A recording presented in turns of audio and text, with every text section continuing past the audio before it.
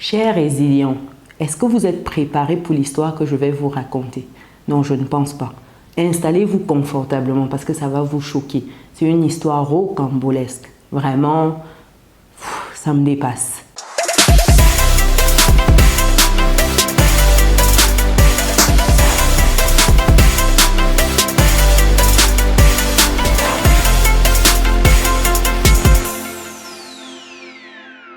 C'est l'histoire d'un monsieur qui a plus de 50 ans de mariage avec sa femme. Tout se passe bien. Ils ont des enfants, ils ont des petits-enfants, ils ont des arrière-petits-enfants. Je suis en train de poser le décor pour que vous compreniez très bien. Donc, ça se passe super bien. C'est un monsieur qui vit aux États-Unis avec sa femme, avec les enfants. Ils sont déjà partis de la maison. Donc, il se trouve que ce monsieur a atteint d'une maladie. Il a été diagnostiqué il y a quelque temps d'une maladie qui touche ses reins. Et il lui faut en fait de nouveaux reins, un donneur qui soit compatible, quoi. Et donc, pour ce faire, le monsieur se dit, ben, j'ai des enfants en fait. Vous savez, l'attente est souvent très longue pour ces cas-là. Donc voilà, un monsieur qui se dit, ben voilà, je vais faire des tests avec mes enfants afin de trouver un parmi mes enfants qui soit compatible parce que la probabilité est plus élevée. Donc, il fait les tests ADN avec ses enfants et devinez quels sont les résultats qu'il obtient. Vous serez choqués. Mettez-moi dans les commentaires. Je ne sais pas si vous avez vu passer cette histoire, mais c'est choquant, c'est choquant. Donc, quand les résultats reviennent, il se rend compte qu'il n'est pas le père des enfants. Il n'y en a même pas un. Je vous assure, même pas un parmi tous ces enfants qui sont ses enfants.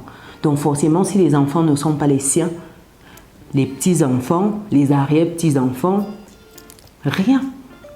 Il se retrouve à cet âge-là et il réalise qu'il n'a pas d'enfant. Rien du tout. Je ne sais pas si vous réalisez le choc de vous retrouver autour de vos 70 balais passés et vous réalisez que vous n'avez rien. Rien du tout, en tout cas en termes de capital humain. Ce que vous léguez, ce que vous laissez, parce que c'est au travers de vos œuvres, au travers de vos enfants, au travers voilà, de ce que des choses que vous avez laissées entre guillemets qui permettent de se souvenir de vous. Si vous avez construit peut-être un immeuble pour un hôpital, des choses comme ça, on dira toujours que c'est un tel. Si vous avez contribué à améliorer un pays, on dira que c'est un tel, ou à petite comme à grande échelle, ou alors au travers de vos enfants. Généralement, c'est au travers des enfants. C'est le fils d'un tel.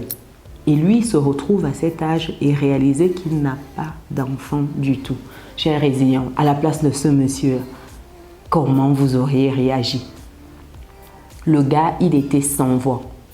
Vous pouvez voir quelques extraits là, sans voix. I'm still supporting the little boogers.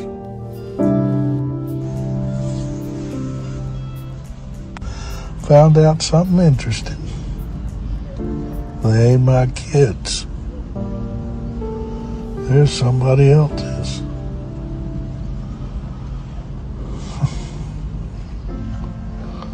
Of course, the only good thing is, I know it's not my fault that those two idiots got dumped into this world. Hell, I thought they took after their mother. Instead, they take after the plumber or the postman or the milkman, or, yeah, they were milkmen back when they came around. I'll go home. Start drafting up some divorce papers. See if I can't get free of that great bitch. I mean, I stayed with her for the sake of the children. And the grandchildren, now the great-grandchildren.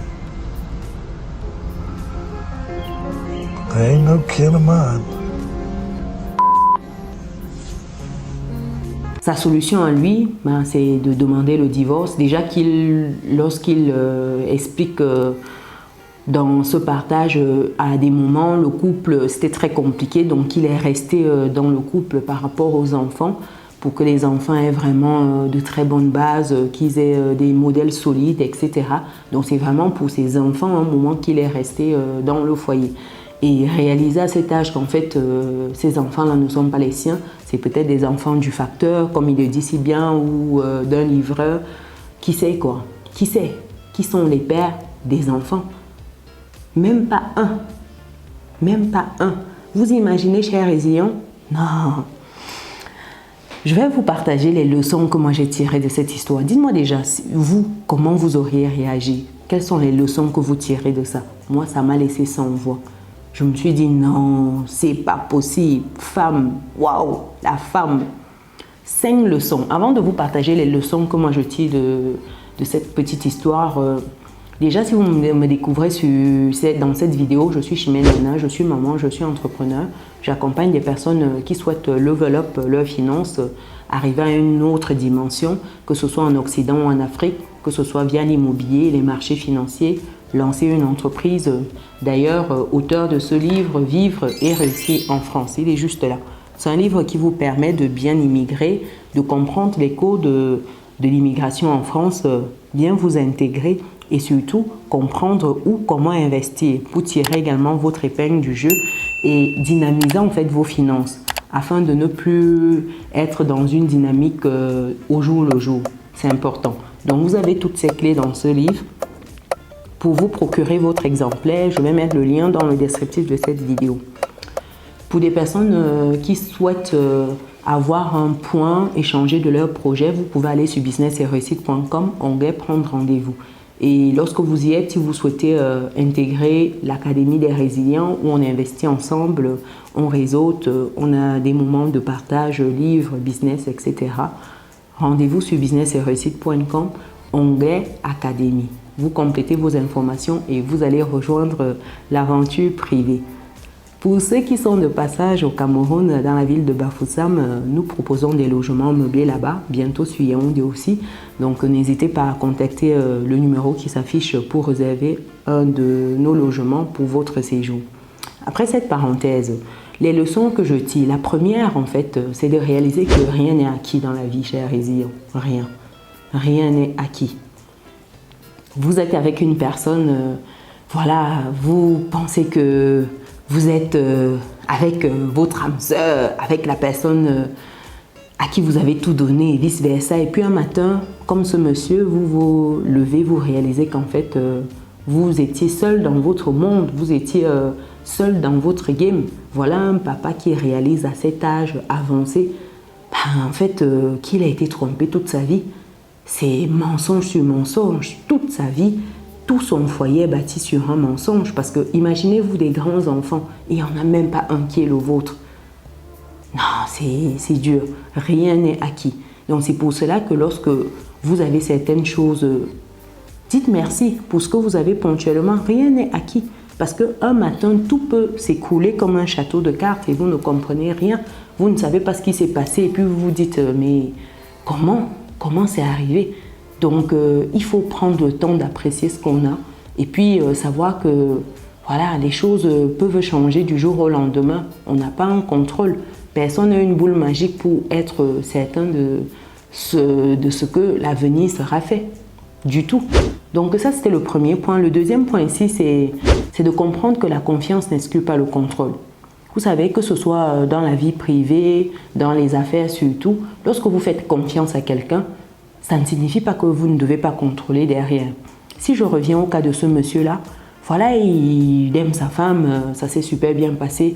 J'imagine qu'il n'a jamais eu de doute, mais à un moment, quand vous avez même l'once d'un doute qui vous traverse l'esprit, n'hésitez pas. Quand ça vous traverse l'esprit, s'il y a possibilité, allez-y, contrôlez, vérifiez. Et je suis sûre, sincèrement, chers résilients, vous me direz ce que vous en pensez.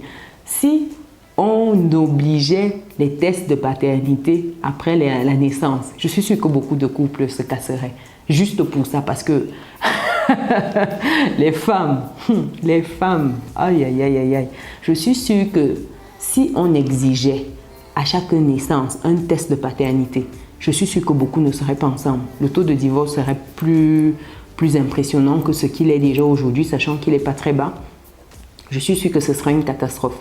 Donc, les amis, quand vous sentez que voilà, il y a des doutes, il y a des choses comme ça, vous sentez que vous avez été trompé et tout, je m'adresse ici aux résilients, aux messieurs de la communauté. Bah, si vous pouvez, n'hésitez pas. S'il y a des occasions, c'est vrai que vous, quand vous êtes par exemple dans un pays comme la France, vous ne pouvez pas vous lever comme ça et demander qu'on fasse un test ADN, il faut qu'il y ait des éléments, par exemple, qui étayent cela, ou alors vous pouvez faire ailleurs où la réglementation le permet. Mais si vous avez la possibilité, la confiance n'exclut pas le contrôle. Il faut contrôler, il faut vous rassurer. Et certaines meurent avec. Donc ce monsieur, s'il n'avait pas été atteint de cette maladie, serait mort avec. Vous vous rendez compte? Ah, les femmes. Oh. Troisième leçon ici, ce sont les personnes que nous aimons le plus, qui nous blessent le plus profondément. Et très souvent. Voilà un monsieur qui aimait sa femme, qui est resté par amour pour ses enfants, pour son foyer et tout, pour vraiment offrir quelque chose de fort, être ce modèle-là pour ses enfants, et puis se rendre compte des années plus tard que sa femme l'a blessé de la pire des manières. C'est-à-dire que je ne sais pas si c'est possible de blesser davantage un homme comme celui-là, de réaliser des années, mais vraiment il a les arrière-petits-enfants. Je ne sais pas si vous vous rendez compte. On ne peut pas faire mieux en termes de blessures. C'est-à-dire que voilà un homme brisé que vous voyez, un homme pour qui, voilà, il s'est dit, mais toutes ces années avec, il dit cette vieille folle, en fait, qui va, enfin, il utilise certains termes, mais vous sentez que ça vient du plus profond de lui-même, quoi. Le gars, il est touché. Comme on dit, c'est un blessé de guerre, là, qu'on a formé. Donc vraiment, c'est des personnes qu'on aime, qui nous blessent profondément. C'est comme on dit, c'est ton orteil qui perce ta chaussure. Quand tu portes ta chaussure, qu'est-ce qui perce ton orteil? C'est la personne que tu aimes, c'est la personne à qui tu donnerais toute ta vie. En fait, c'est elle qui te fait des coups terribles. Et voilà, ça se vérifie encore une fois. C'est pour cela que certains ont cette prière-là de dire, mon Dieu, protégez-moi de mes amis, de mes ennemis, je m'en charge. Parce que vraiment, les personnes que vous aimez, qui sont proches, c'est les personnes qui vous connaissent, qui savent comment vous blesser, vous briser. Eh oui.